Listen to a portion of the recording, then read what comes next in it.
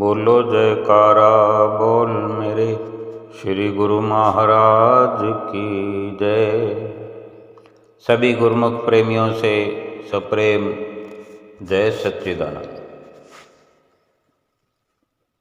महापुरुषों के सुंदर वचन हैं। बूंद पड़ी जो समुद्र में, जानत है सब कोय। समुद्र समाना बूंद में, बूझे विरला कोय। कबीरा बूझे विरला कोय। कितने सुंदर वचन हैं ये परम संत कबीर साहब जी के,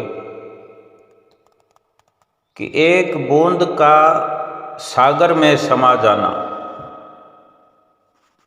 बूंद बूंद करके सागर में जो पानी का गिरना है,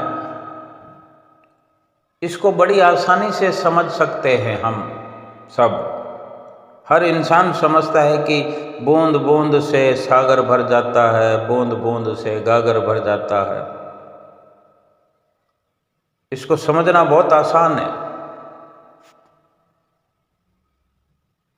लेकिन सागर एक बूंद में समा जाए, एक बूंद में सागर समा जाए, इसका समझना बहुत कठिन है। इसका कल्पना भी इसकी करना बहुत कठिन है। इसी तरह सिर्फ भगत, केवल सेवक ही भगवान में लीन नहीं होते, बल्कि भगवान भी भक्त में समा जाया करते हैं, समा सकते हैं, लीन हो जाते हैं। किसी ने आपके साथ अच्छा व्यवहार किया या बुरा बर्ताव किया, दोनों का शुक्रिया अदा करें।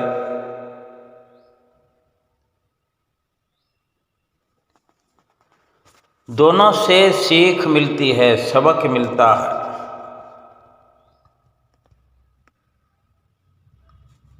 अगर परमात्मामय हो जाओगे तो सुखी हो जाओगे। ये महापुरुषों के प्रमाण हैं, वचन है। मोह माया से बाहर निकल जाओगे। कोई हमसे प्यार करे या ना करे, लेकिन हमारा कर्तव्य है हर किसी को प्रभु का रूप समझकर सबसे प्यार करें। सच्चा हार्दिक प्रेम करें तो उसी के भीतर बैठे हुए सच्चिदानंद घन परमात्मा से, जो कि हमारे भीतर भी वही सच्चिदानंद घन परमात्मा विराजमान है, और उसी भीतरी प्रेम से दूसरे के भीतर समाये हुए प्रेम से ही मुलाकात करें। बूंद के भीतर सागर समाने का भी तात्पर्य यही है कि अपने आप को इतना प्रेममय वातावरण में निर्धारित करें, अपने आसपास का ऐसा वातावरण बनाएं, बार बार अपनी शुद्ध भुला करके ऐसा प्रयास करें कि अपनी शुद्ध भी ना हो। ये जो रात और दिन इंद्रियों के स्वार्थ के कारण, इंद्रियों के स्वाद के कारण, स्वार्थ के कारण रात और दिन हम लगे पड़े हैं। हर वक्त इसी होश में रहते हैं कि कौन सी इंद्रियों को कौन सा सुख, कौन सी उनकी फरमाइश है, इन्हीं की उदर पूर्ति में हम लगे रहते हैं। प्रभु को याद करते हैं, प्रभु का ध्यान लगाते हैं, लेकिन इंद्रियों की स्वार्थपरता के कारण अपने आप को भुला नहीं पाते, अपने अस्तित्व को भूलना नहीं चाहते, बरकरार रखते हैं अपनी अहमियत, अपना अहम। इसी कारण से परमात्मा जो है सेवक में, अपने भक्त में नहीं आकर समाते, लीन नहीं होते, क्योंकि सारा दारोमदार जो है एक सेवक, एक प्रेमी, एक गुरुमुख के अपने पर निर्भर करता है कि वो जो अपनी दिनचर्या बनाए हुए है वो कुछ इस प्रकार की हो, अपना व्यवहार, अपनी सोच ऐसी बनाए कि केवल अपने मालिक इष्ट देव के अलावा कहीं भी उसका ख्याल भटके ही नहीं। ये कोई मुश्किल बात नहीं कि समुद्र में पानी की बूंद आसानी से समाती है, और समुद्र कैसे पानी में समाएगा? समुद्र से भाव तो यही है ना, और बूंद से जो भाव है वो भी यही है कि सेवक और स्वामी, भक्त और भगवान। भक्त एक बूंद है और भगवान को समुद्र का रूप माना है। उदाहरण के तौर पर समझाने के लिए, अब जो हमारी स्थूल दृष्टि से दिखाई देता है, समुद्र जो है अपने आप में बहुत बड़ा रूप लिए हुए है, और बूंद बहुत छोटे आकार में होती है, जो दिखाई यही देता है कि बूंद तो सागर में समा सकती है, सागर बूंद में कैसे समा सकता है। ऐसे ही हर बार जब भी सत्संग में हम बैठने का प्रयास करते हैं, सत्संग में कहीं पहुंचते हैं, सुनते हैं, अक्सर यही होता है कि सेवक स्वामी में लीन हो जाता है, इस प्रकार भक्त भगवान में लीन हो जाता है, आत्मा परमात्मा में समा जाती है। लेकिन वहीं ये भी महापुरुषों के वचन ही हैं कि भगवान भी भक्त में लीन हो जाते हैं, हो सकते हैं, स्वामी भी सेवक में लीन हो सकता है। लेकिन समझने की बात है, हम कहते भी हैं कि परमात्मा भगवान कण कण में विराजमान, तो कण तो छोटे से छोटा भी हो सकता है।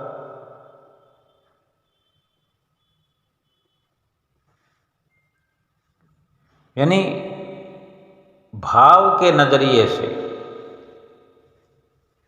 भाव की क्या पहचान है? निर्मलता, पवित्रता, कोमलता। इस भाव से हम भगवान को अपने वजूद में पा सकते हैं। सुमिरन भजन अभ्यास से हमें नित्य प्रति समझाया जाता है। श्री गुरु महाराज जी हमेशा ही हमें समझाया करते हैं कि किस प्रकार पांचों नियमों की पालना करनी है। श्रद्धा से, भाव से, इतनी निर्मलता अपने भीतर हो, यानी जैसे एक शीशा,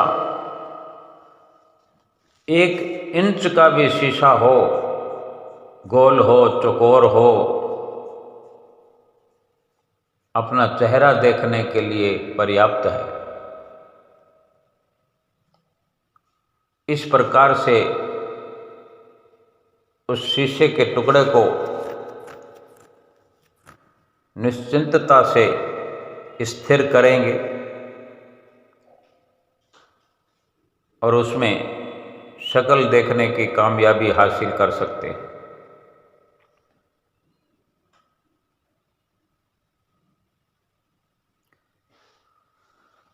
और जब सूक्ष्म रूप परमात्मा को, जो कि हमारे भीतर विद्यमान है, विराजमान है, सूक्ष्म दृष्टि से, अंतर्दृष्टि से, दिव्य दृष्टि से देखने का प्रयास हम करेंगे तो हमारे भीतर ही वो परम पिता परमेश्वर, वो भगवान समाया हुआ है। जैसे पेड़ से हजारों बीज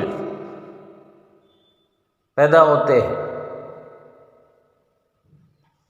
लेकिन उसी बीज में उस पेड़ को देखने का अपना एक नजरिया,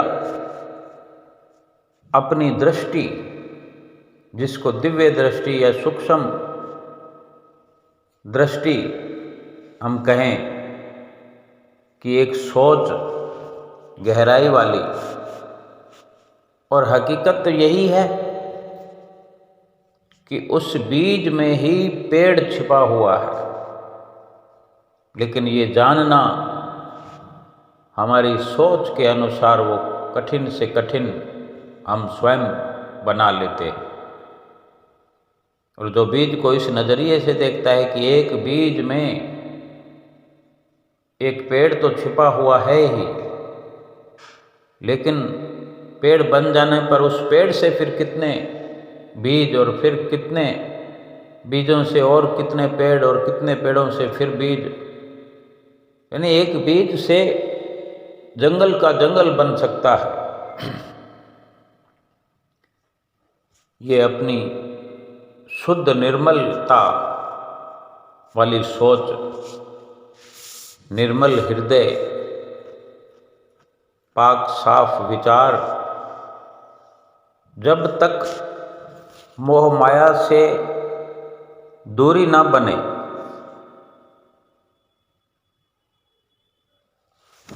जब तक हम हर अच्छे या बुरे व्यवहार को अलग अलग नजरिए से देखते हैं, संसार की हर घटना या दुर्घटना 2 प्रकार से देखते हैं, द्वैत विचारों से सोचते हैं, समझते हैं, क्योंकि 2 तो कहीं है ही नहीं, द्वैत है ही नहीं। ये हमारे विचारों के कारण ये अच्छा है, ये बुरा है, ये गरीब है, ये अमीर है, ये मर गया है, ये जिंदा है, ये अज्ञानता के वश ही ऐसा संभव होता है, हो रहा है। परमात्मा के भी अनेक अनेक रूप हमने जाने हैं, अनेक रूपों में ही जान रहे हैं, लेकिन ये समझ पाएं कि परमात्मा एक ही है, बाकी सब रूप तो हमने पैदा किए हैं। ये हमारी विचारधारा हो सकती है, हमारे समझने का तरीका हो सकता है। महापुरुषों के वचन भी हैं, अव्वल अल्लाह रूप उपाया, कुदरत के सब बंदे, एक नूर से सब जग उपजया, कौन भले को मंदे।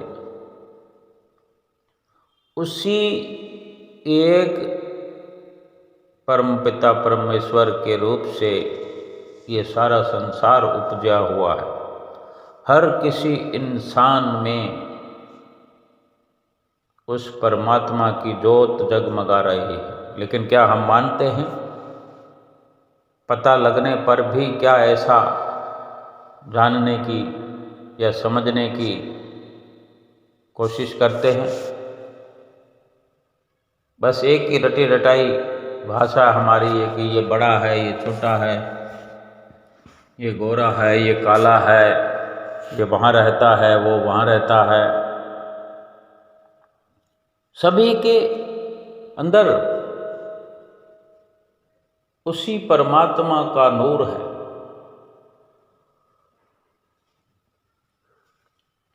जैसे एक ही सूर्य की किरणें जो हैं अनेक अनेक जगहों पर फैल कर के हर जगह को रोशन करती है और हर जगह अपना प्रकाश के साथ साथ अपने स्वाभाविक तौर पर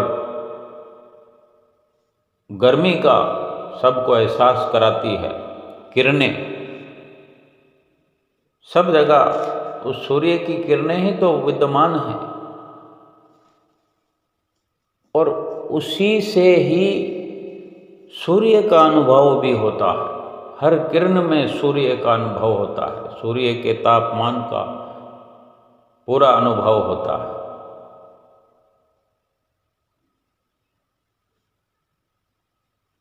और केवल अपना नजरिया और अपनी सोच है। सूर्य को तो देखने की भी हमारी काबिलियत नहीं है। सूर्य को अगर प्राप्त करना है, पाना है, तो उसी किरण में से प्राप्त करना पड़ेगा।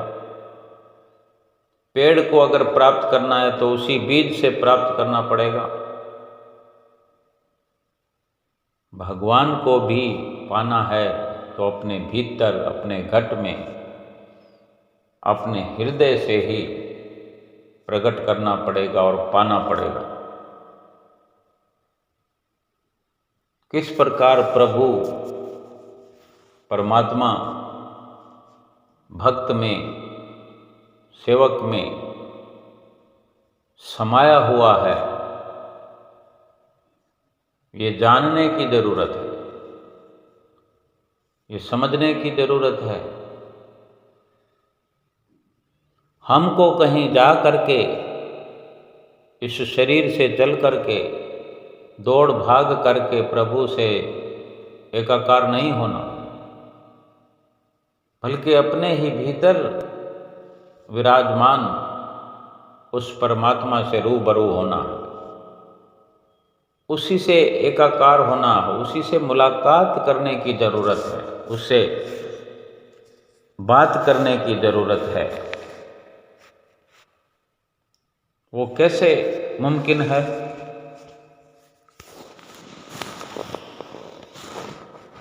कि ये जो बता सके कि किस प्रकार अपने भीतर ही प्रभु को पाया जा सकता है। और ये बताने वाले इस वक़्त के संत महापुरुष सतगुरु के रूप में। अब हमें तो सतगुरु की चरण शरण मिल गई है, बड़े भाग्यशाली हैं हम। और उनसे सभी कुछ हमने समय समय पर जाना है, सीखा है, सीख रहे हैं। लेकिन जब तक अमल नहीं करेंगे, और अमल क्या है? अमल यही है कि हर सतगुरु के वचन को अपने भीतर उतारना। 5 नियमों की पालना क्या है? केवल रट्टा लगा लेना, उच्चारण करके छोड़ देना, ये अमल नहीं है। केवल सेवा का शब्द सुनते रहना, सेवा का ना करना,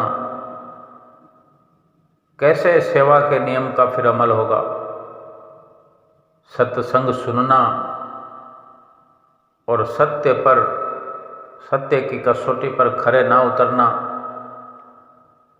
सत्य की राह पर नहीं चलना, कैसे नियम पूरा होगा सत्संग का?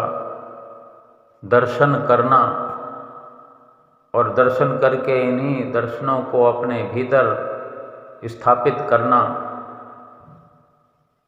तभी दर्शन करने का नियम पूरा होगा। भजन सुमरन अभ्यास जब तक एकांत में बैठ करके 2 घंटे भजन अभ्यास का नियम नहीं बनेगा, सतगुरु की हिदायत के अनुसार, और बैठकर भी जो प्रक्रिया है, संतों महापुरुषों की जो नियमावली है, उसी के अनुसार नहीं अमल किया जाएगा तो भजन अभ्यास का, सुमरन का नियम पूरा कैसे होगा? कैसे कह सकते हैं कि हम 5 नियमों की पालना करते हैं? इतनी बार हम दर्शन करने जाते हैं, हम ये करते हैं, वो करते हैं, लेकिन हमारी तकलीफ समाप्त नहीं हो रही, हमारे दुख नहीं मिट रहे। एक तो जन्म जन्मांतरों से जो पाप करते आए हैं, वो एक बहुत बड़ा जखीरा लेकर आए हैं पापों का। कोई बहुत बड़ा बोरा बंधा हुआ है जैसे, और बोरा भी कह देते हैं, लेकिन अथाह पाप हमने जो किए जन्म जन्मांतरों में, और इस जन्म में हर पल में, हर घड़ी में कितने पाप कर रहे हैं, लगातार कर रहे हैं, किए जा रहे हैं। कोई परहेज नहीं है, कोई रोकने की भी हम ज़रूरत नहीं समझते कि हम चाहें तो दिन में 150 पाप कम कर लें, इतना भी हम जतन नहीं करते। तो कैसे रुकेगा ये सिलसिला? संसार की ख्वाहिशें लगी रहेंगी, शरीर की सेवा में हम रात और दिन लगे रहेंगे, फिर झूठ भी बोलना है, पाप भी करना है, छल भी करना है, कपट भी करना है, लेकिन भजन सुमरन अभ्यास ये नित्य प्रति नहीं होगा तो फिर हम पर तो दबाव पापों का ही बढ़ेगा। इतने जन्मों से जो बोझा हम पर है, और उस पर साथ के साथ और नए पाप कर्म जुड़ते चले जा रहे हैं, तो फिर वो बोझा बढ़ रहा है। संत महापुरुष हमें जो हिदायत करते हैं, आरती पूजा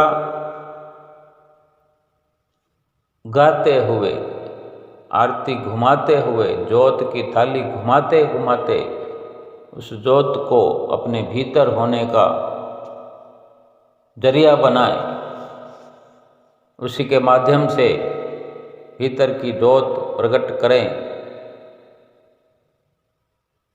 सुरति को अंतर्मुखी करें, सेवा सच्चे दरबार की, सतगुरु की आज्ञा व मौज से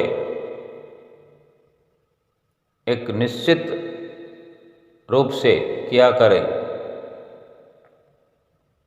सत्संग, सत्य की राह पर चलकर, सत्य बोलते हुए, सत्य सुनते हुए, सत्य पर हर वक्त चलने का प्रयास करते हुए सत्य का संग करने का प्रयास करें। दर्शन सतगुरु के नित्य करें, रोज करें, बार बार करें, हर बार करें। वो दर्शन भीतर करने का एक प्रयास होना चाहिए। बाहर खुली आंखों से दर्शन करते हुए उन्हीं दर्शनों को बार बार अपने भीतर खोजने का प्रयास करेंगे तो वो भीतर दर्शन हमारे आ चुके होते हैं। हम जैसे फोटो खींचते हैं मोबाइल से, क्लिक करते ही वो हमारे मोबाइल में स्टोर हो जाता है फोटो। अब अगर हमें वो ढूंढने का तरीका नहीं आता, खोज करना नहीं आता, तो किसी एक्सपर्ट के पास हम जाते हैं कि हमने इस मोबाइल से फ़ोटो खींचा है और वो फ़ोटो कहाँ गया। तो वो एक्सपर्ट जो होता है हमें सिखाएगा भी और वो फ़ोटो दिखाएगा भी। ऐसे ही जो हमने दर्शन बाहर करने हैं, हम इस प्रकार से सतगुरु के रूप को, स्वरूप को आँखों में बसाएं, आँखों से क्लिक करें। भीतर अवश्य हमारे वो रूप बसता है, बस गया है, लेकिन हमें देखना नहीं आता, भीतर का रास्ता मालूम नहीं, इसलिए अनजान है। एक्सपर्ट के पास जाना पड़ेगा। एक्सपर्ट जो हमें सतगुरु की शरण मिली है वही तरीका बताते हैं और हमें सिखाते भी हैं, लेकिन हमारी दिलचस्पी नहीं है।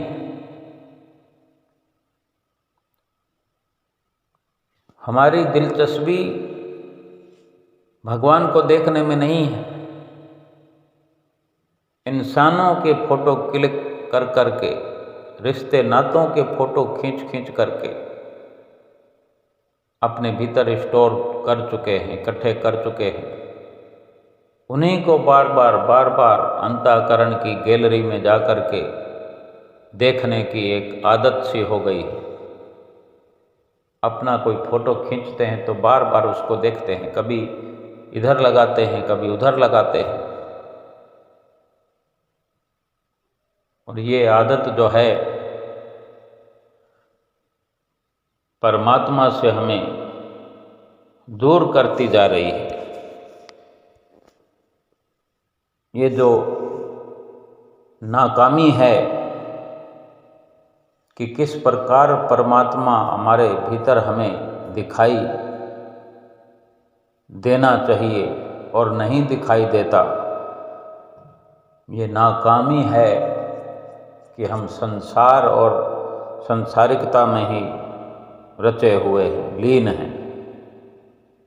हम अगर संसार से प्रीति कायम किए रहेंगे, संसार के असत्य पदार्थों की प्रीत अपने अंतःकरण में बसा कर रखेंगे, परमात्मा फिर हमें अपने अंदर कभी दिखाई नहीं देंगे। जबकि वो भीतर हमारे हैं। तभी तो ये मुश्किल लगता है कि बूंद तो समुद्र में समाना जो है ये हमें समझ में आता है, समुद्र बूंद में कैसे समा सकता है ये समझ में नहीं आता। और केवल समझ में आता है, लेकिन हम स्वयं अगर परमात्मा में लीन होने की बात को भी अगर साबित करें तो मुश्किल हो जाएगी। वहाँ भी मुश्किल है और वहाँ भी मुश्किल है। ना तो हम परमात्मा में लीन होने की कोशिश करते हैं, ना परमात्मा अपने आप में लीन हुआ देख पाते हैं कि किस तरह हमारे अंदर ही परमात्मा है और हमें दिखाई नहीं देता। सो ज़रूरत है पूरा सतगुरु के वचनों पर अमल करने की, भजन सुमरन अभ्यास करने की, अपनी चित्तवृत्तियों को श्री आरती पूजा में, सेवा में, सत्संग में, दर्शन ध्यान में और 2 घंटे भजन अभ्यास नित्य प्रति करते हुए अपने इस लोक की कदर व कीमत हम समझें कि इस लोक में हमारा जो आना हुआ है किस सफलता के लिए हम आए हैं। वो यही है कि अपने भीतर ही परमात्मा के दर्शन करें और आत्मा और परमात्मा आपस में एक हो जाएं, सारी समस्याओं से निजात मिल जाए, लोक और परलोक सुहेला हो जाए। बोलो जयकारा बोल मेरे श्री गुरु महाराज की जय।